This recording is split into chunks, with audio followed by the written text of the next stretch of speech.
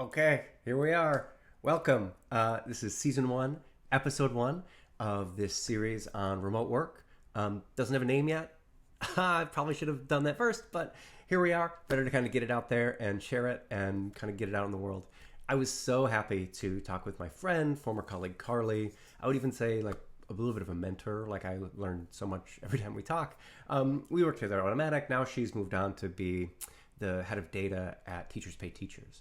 And in this interview, so this video is the full like 30 plus minute interview of her and I speaking. And we chat about like the hard parts of remote work. We talk about, she has like some super actionable insights and ideas about how to like make this transition to like really successful remote organization, like what that looks like and how to do it. Really thoughtful about like how to normalize this idea of like vulnerability in the remote workplace, which feels really important. And also, of course, just the idea that casual chatter is like not time wasted, but maybe like something important and valuable. And if all that sounds good, and I hope it does, I think you're going to like it. Welcome aboard. This is episode 1 of 5 in this first season. And okay, I hope you like it. Can we work remotely better? Can we do it better now? Can we do it better? What could we be doing differently? Remote work and the people making it work. Thank you, guests. You really are the ones that make it work now. Awesome.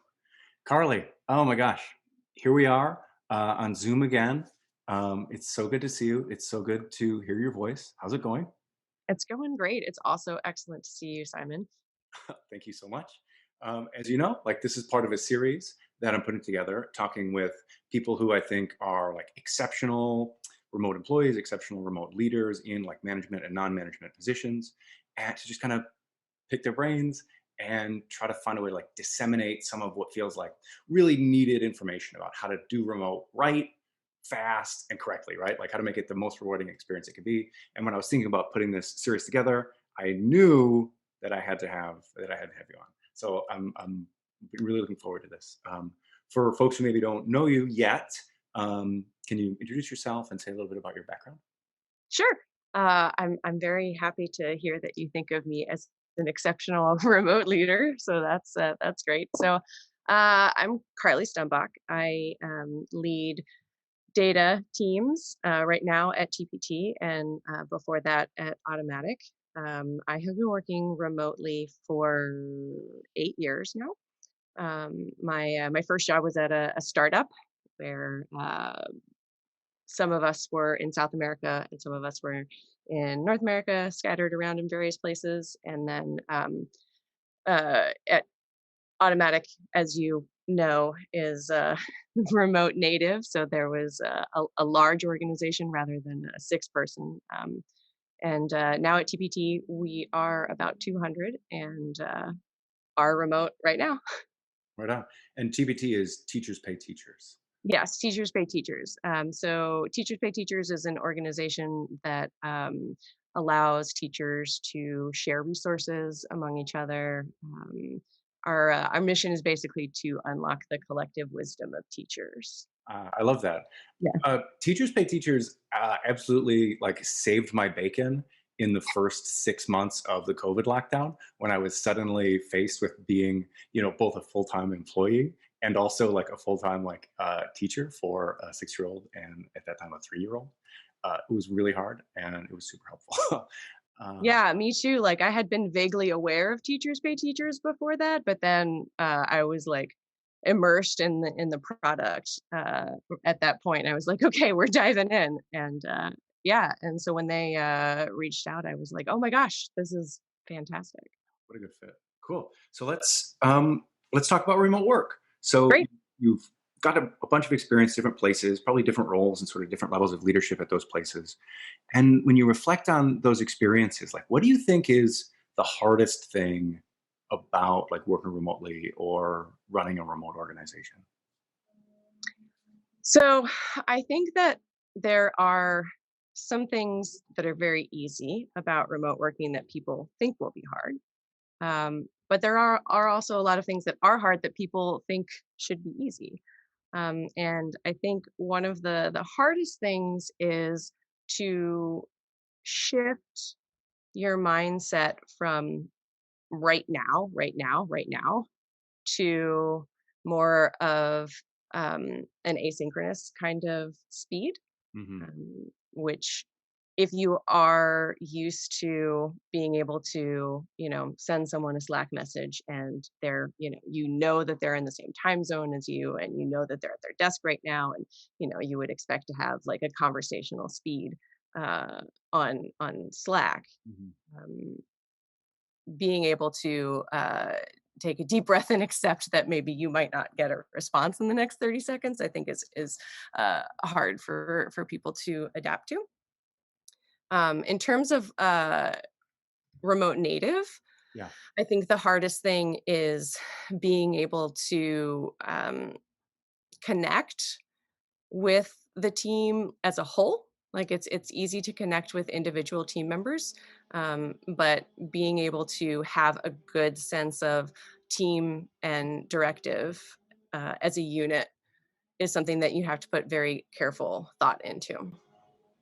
And what's your sense of that? Is that about like a challenge of like alignment? Is that a challenge of like communicating to the right people in the right way? Is that more of like a social kind of cohesion thing? Like where's that coming from? I really think it's a mix of all three. I think when you are leading a remote team, the idea of a very clear, well communicated vision is extremely important, because it is ultimately the biggest tie that you have to your team, and it doesn't.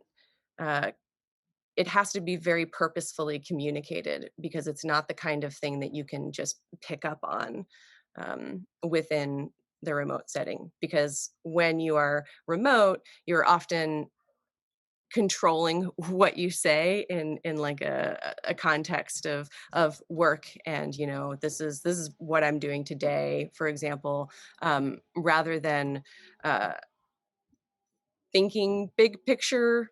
Like you may be thinking big picture but not actually communicating in the big picture. Yeah. And when you are together, that kind of big picture kind of like is in the air almost, Mhm. but in remote it really needs to be um, precisely communicated and often.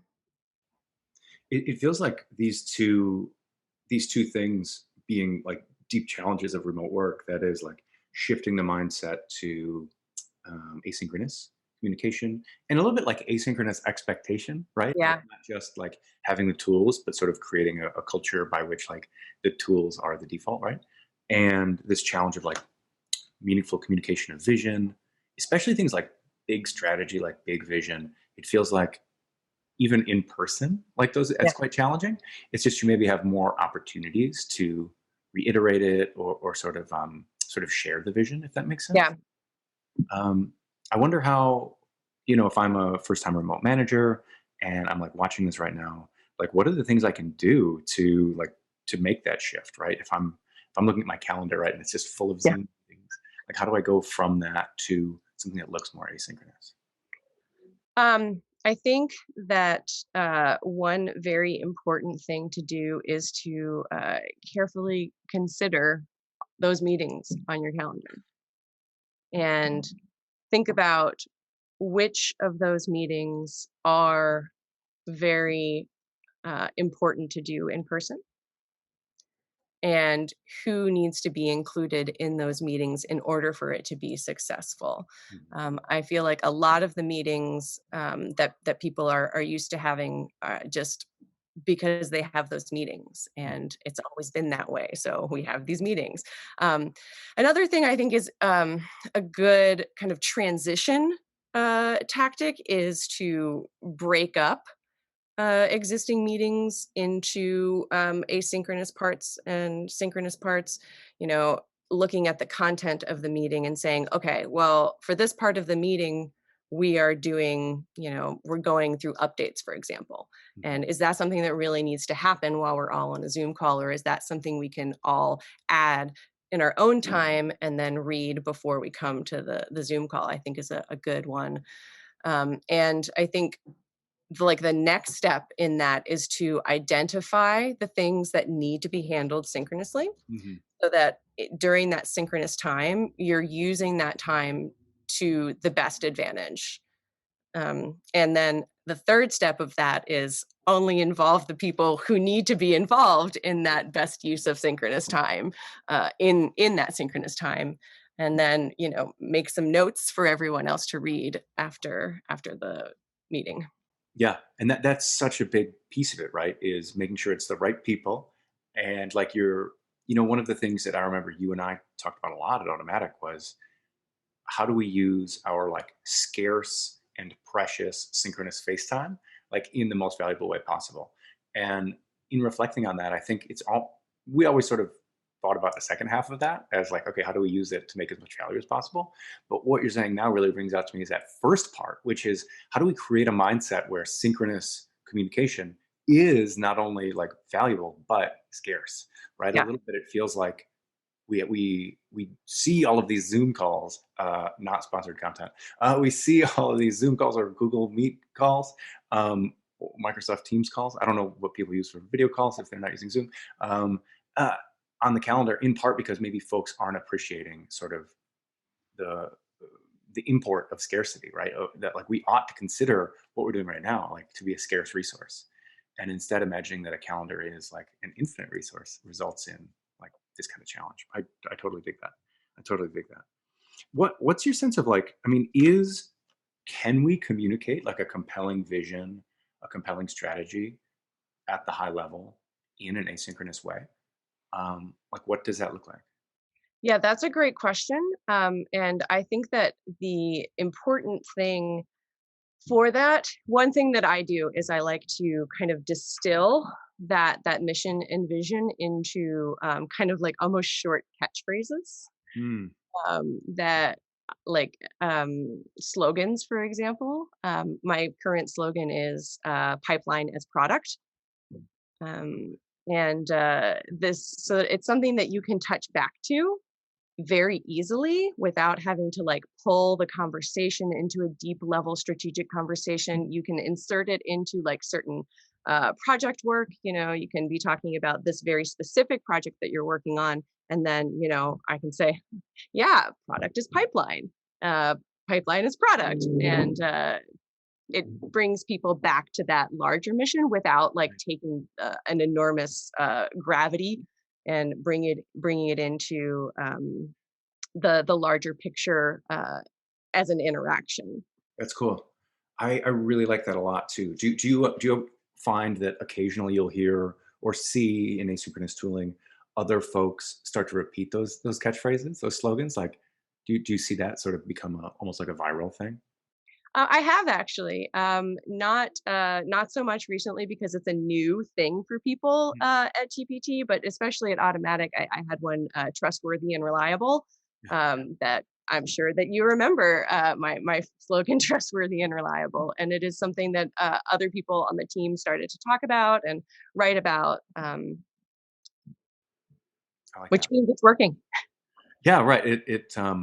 I like that a lot. And it's sort of the idea isn't necessarily that this like pithy phrase is the whole thing, but it right? is like it's evocative of a bigger idea, right? And it's just sort of a reminder, like a bookmark for a much bigger idea and a much bigger vision. Exactly. Yeah, I dig that. And it lets other people kind of become a part of it, right? To be able to buy into it. Because if I can say, oh, well, we're trying to make sure that this is trustworthy and reliable, and I know that that is now evoking this whole bigger vision in the people that I'm communicating with, right? It becomes this sort of flywheel. I dig that. Yeah. I actually really like that a lot. Um, Let me ask you, thinking back on your own experience, sort of leading teams, being parts of teams, and a little bit talking with other folks that you know in your network that you know work remotely. Like, what do you see these days, sort of in 2021, now that it feels like nearly everybody's working remotely? Like, what are the green flags of like a healthy remote organization? Like, what are the things that stand out to you? What are the things that you listen for when people are describing their remote experience? What do those look like? I think one of the most important things is trust and a focus on output rather than time spent. I think are probably the most important things. Being able to, as especially as a manager, being able to trust that people are going to do what they need to do to get the job done Mhm. without necessarily checking to see if they're on Slack at a given time. Like, do they have a green light right now? Really focusing on output rather than effort Mhm. And what is a does that like? What does that look like? Like, what does it mean to focus on output rather than effort? It feels like output is necessarily like a thing or an artifact or a tangible, like a something that you can put on a dashboard, right? Like what does that look like? I think a really good example of a shift from time to output is thinking about plans on a weekly scale. For Hmm. instance, like not having one thing that I did almost immediately uh, was get rid of the daily Slack stand up Sure. where people would say like incrementally, okay, these are the three things that I want to get done today. And these are the three things that I did yesterday. And inevitably, those would end up being like small chunks, right? Because you're talking about on a daily basis. Whereas from an output perspective, it's more, what do you plan to do this week? Yeah. What can I do for you to unblock your work for this week? And then always being available throughout the week to be like, when something comes up, just reach out to me and I will do what I need to unblock you. On more of a as needed basis, so that people feel comfortable, like when they are blocked they don't have to wait until the next day to say, oh, I'm blocked on this, and can just say, oh, I need this in order to meet this weekly objective that I've set. It feels like that kind of tangles up these ideas of sort of output and trust, right? Because Yeah. when you say to somebody like, I don't need to hear like what you're doing every single day. Like, tell me what your big goal is for the week, and I'm going to be here to support you and do whatever it takes to accomplish that goal. But by and large, it's kind of up to you how you spend your time, and I trust you to use your time most effectively, right? Exactly. Yeah, I totally dig that. It feels like it sounds a little bit like remote work sort of forces us in some way. If we want to work remotely well, it's almost sounds like we have to cleave kind of really traditional ideas of people management from the work experience, right? Like you can no longer sort of walk around and see who's at their desk at like 9:05, right? And instead you Yeah. can focus on almost on like business outputs, right? Like, are we contributing to like this thing, this OKR, this like bigger strategic vision that the company has set? Yeah. And that's also what makes it so important to be able to tie the work to that larger vision, because it is in the end what you are basing the output on is, are we contributing to these larger goals? So you really need to make sure that people feel bought into those larger goals and understand the part that they play within those larger strategic goals. So, like, as a remote manager, like as a remote people lead, how do you ever catch yourself like being insufficiently trusting? Like, have you ever had a moment where you're like, oh, I'm not giving this person the agency that they need to really succeed? Have you had any experiences like that?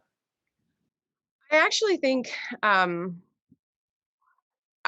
had the opposite experience, sometimes more so than the, oh, I'm not trusting this person too much. It because of working in a remote native company for a long time, where trust is like a pervasive part of even the hiring process. Yeah.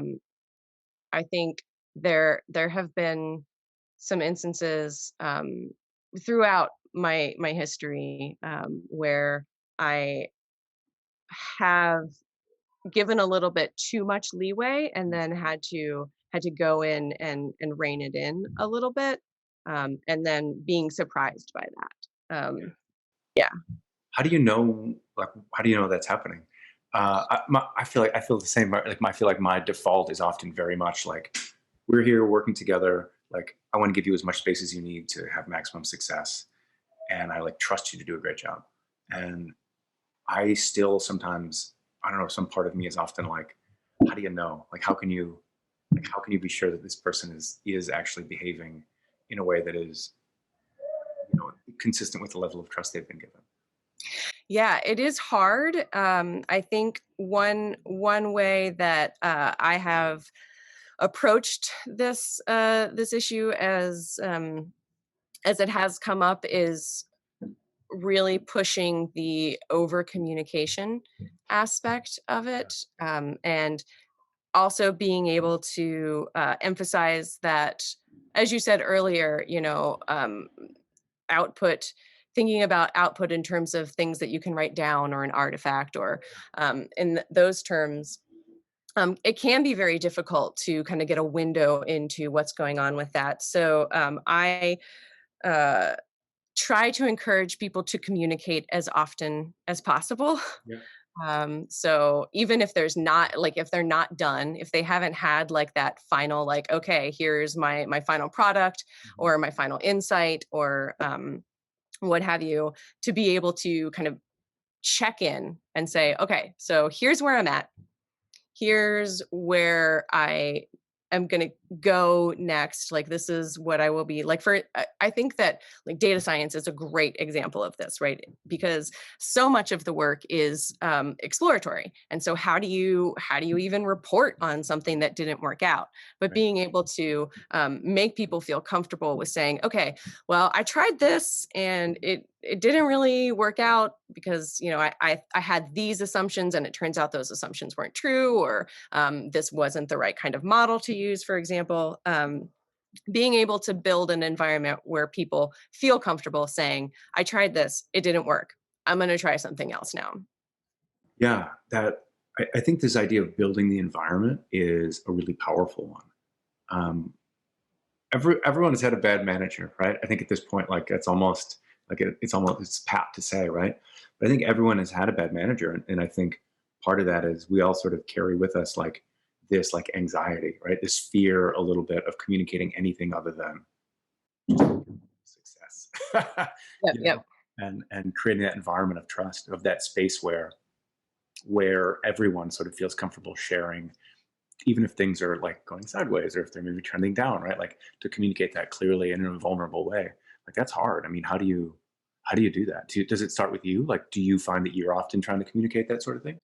Yeah, I am a big believer in lead by example. Mm. And so I try to over communicate a lot, especially in cases where I have noticed that it's hard for people to do that, to be able to report on that. And honestly, it can be uh, accepted in like a weird kind of fashion at first. Like people kind of react like, Why are you sharing this with me? Like what is happening here?" But then it's really about normalizing, right? You have to create the environment by normalizing that kind of behavior. Wow. And so I actually heard in a one-on-one last week that the person was really appreciative of the fact that I do that sort of thing. And like at first they were really awkward about it and they were like, what is happening here? But then after some time of having it happen in the Slack channel and within the one-on-ones, being like, oh yeah, actually this is really awesome, because now I feel totally comfortable being like, okay, well, I tried this method, it didn't really work. I feel comfortable saying like, I- I'm going to try something else next, and we're going to move on to the next thing. That's cool. I like that a lot. I wonder if I wonder if you could talk a little bit about what does that look like? Like what does that bigger idea of like excellent people management, excellent like team leadership, like what does that look like in a fully remote or a remote first organization? So I think, and I keep coming back to this idea of over communication, Yeah.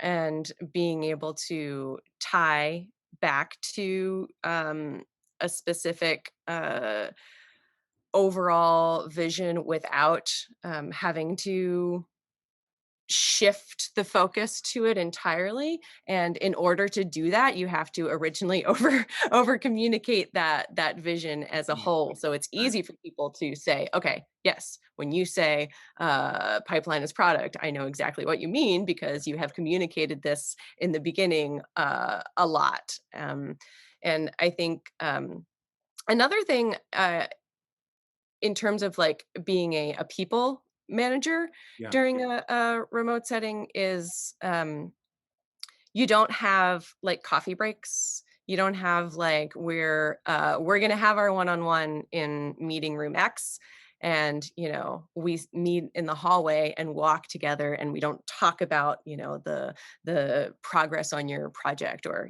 we talk about, oh, what did you do over the weekend, or my son said this hilarious thing, or and so both within one-on-ones and within just the team Slack channels and that sort of thing. Yeah. I specifically try to evoke those kinds of interactions, and like spend the first 10 minutes of a one-on-one just like chatting, right? And 10 minutes spent chatting is never a wasted time.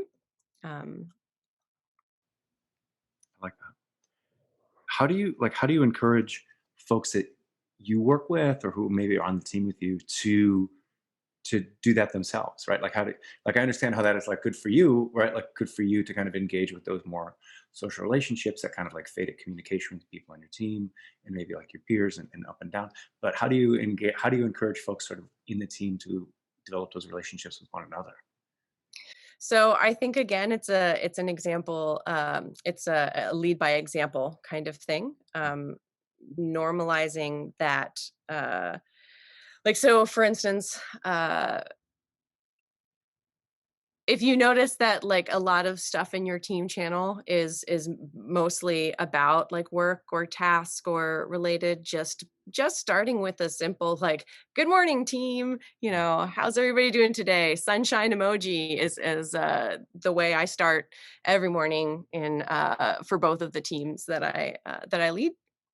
And having like a leading question within those helps to open up people, because I mean, like at first, honestly, if your manager asks you a question, you feel compelled to answer, right? Like Right. you don't want to ignore the question from your manager, but so that initially like compels people to feel like they need to contribute to the thread.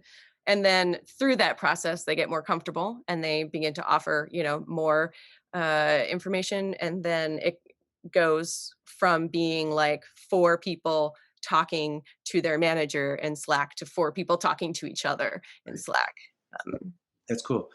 Because a little bit when you start it, like you're giving permission, right? Like you're yes. saying, like here's a space to kind of goof a little bit. Yeah. Um, yeah, gosh, this ties into like so many things I want to talk to you about. It like one big piece here I think is in in a remote environment, it's really super easy to fall into like strictly like transactional conversations, right? Like the Yeah. only reason I'm pinging you is because I have something that you asked for, or you have something that I need, right? And that just creates such a brittle relationship, right? Like it is a relationship, like you work together, you sort of exchange things from time to time, but it's not that robust, right? And it's not going to be flexible to or like sufficiently elastic to like, especially at startups, like the sometimes like really high pressure and like challenging experiences of that kind of work. And this kind of conversation that you're describing, it feels like that's how you build a company of like richer relationships and not a company of sort of mutual transactions. Do you know what I mean? Yeah. Yeah. I think one thing that is important is to do those two things within the same space.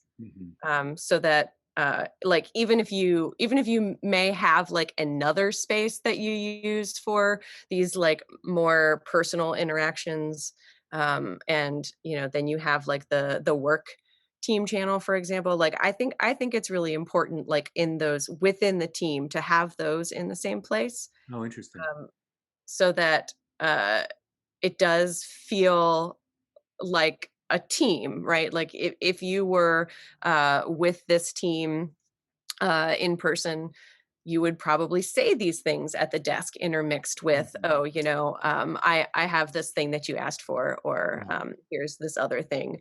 I think that it's important to do that within the team group and also within the like native team setting. And then also another thing is outside of team having kind of touch points for that as well. So, like for example, at TBT, we have a video games Slack that I am very active in, Amazing. which allows me to have those kinds of touch points with people outside of my team. And I Yeah. think those are both really important. So am I understanding you correctly that you would advocate that most teams should conduct like they're like social, like hangout, like non-transactional, like conversations in sort of a public shared channel rather Oh, than what I think is uh, the default, which is often like a private space. yeah, that's a great point. I think that your team kind of chatter is should be reserved for the private team Mhm. space, Mhm. and not something because if you are in a public space, you inherently feel a little bit less comfortable Okay. with putting things out there because, it's written in Slack, it's there for everybody to see whenever they Right. want to go back to it. So yeah, that's a good call out that kind of chatter should happen within the private channel because you want to create that zone of safety. That's interesting. That's interesting. And because the idea is to be in this sort of public channel within, your organization's Slack sidebar represents like a more vulnerable environment. Is that the idea? Or I don't think it's necessarily like a more vulnerable environment. It's just a more context. The yeah, context is different, right? So within your private channel, you are talking to people on your team, and that's it. And you are talking to things that you feel like are relevant to the people that are on your team. right, And when you're in a larger public setting, you can it's very easy to think, "Oh, there are like 30 people in this channel and 2 people care about the thing that I'm about right, to say, so, yeah, I'm just not gonna bother." So really being able to clearly kind of state the purpose of, like, what each kind of channel is for, and this is mhm, something that I do in onboarding. yeah, Like I list out, these are our team Slack channels, use this one for when you are communicating about something related to our teamwork that other people may ask later, right? Like if you think this is something that someone is going to wonder about at some point, whether or not it's this particular point in time, that's a public kind of thing. right, right. I like that. The idea is to just be able to clearly be able to say like, hey, like this is the kind of conversation that is for us, and this is like a place where you can feel really safe, like having a conversation. And probably this ties a little bit into what we talked about before, which is like if you want folks to be comfortable sharing things other than like over the top success, you've got to make sure that there's a space where they feel comfortable having that conversation. And Exactly. Yeah. I mean, discussing like the latest Mandalorian Lego sets, like that's one thing that you might have in your team channel, right? But another thing might be like, I'm really struggling to communicate effectively with the sales team. Like, has anyone had any success here? I'd really like to hear about it, right? And I, Yeah. I, I see what you mean. I think that makes sense. And like that's what I mean. What Laszlo Bach said it what like 8 years ago in Work Rules, right? Like team performance comes from psychological safety, Yep. and that seems like that's what we're kind of grounding all of this in here. Yep. I like that. Yeah, I dig that too. I dig that a lot. I also really like the idea that 10 minutes of chatting is never wasted. Hopefully, this 30 minutes of chatting is 3 times as valuable. Um, yeah, uh, Carly, this has been awesome. I'm so glad we were able to talk today. Is there anything that you want to talk about, or is there any log rolling you want to do, kind of as we finish up? Sure. It's always great to be able to give a plug to your company. So, as I said in the beginning, TPT Teachers Pay Teachers, we have a great mission, and we are actually hiring across the board, product, data, engineering. at all levels. So if you are interested in working with TPT, I have open positions on my team, for example. You can check out tpt.com. Or also, if you feel like you want to reach out to me directly on LinkedIn, go right ahead. I'd be happy to talk to you. Oh, great. And I can link to Teachers Pay Teachers jobs page Yeah. and profile in the show notes as well. Um, cool. Thank you so much. This was great. All right. Thanks, Simon. Thank you.